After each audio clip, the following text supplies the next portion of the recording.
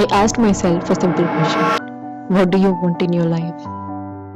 No, not what your parents want for you, God. Not what society expects from you. Not what your friends already have. What do you actually want in your life? And that made me really think.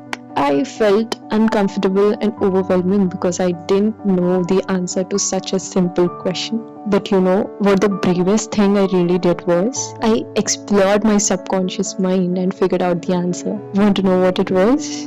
I'll tell you. But before that, you should know me. Hi everyone, I'm Visalakshi, a passionate storyteller and an aspiring writer who is trying to become a better version of herself and figuring out her path.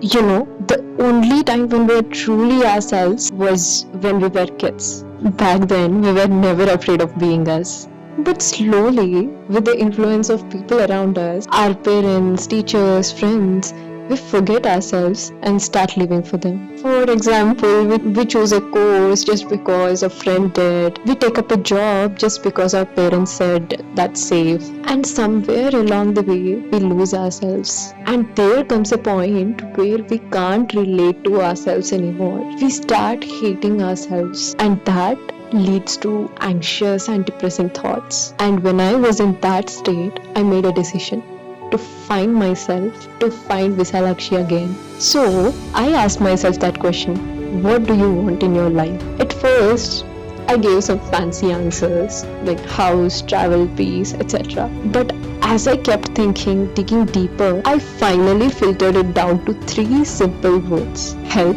happiness, success. That's it. So simple, right? Maybe sounds vague too, but when I said it, I felt it. I knew what I meant. From that moment on, I knew who I wanted to be. I wanted to bring my charm back. And now, all I needed was to find my path. To know how I found it, follow the Visalakshi verse.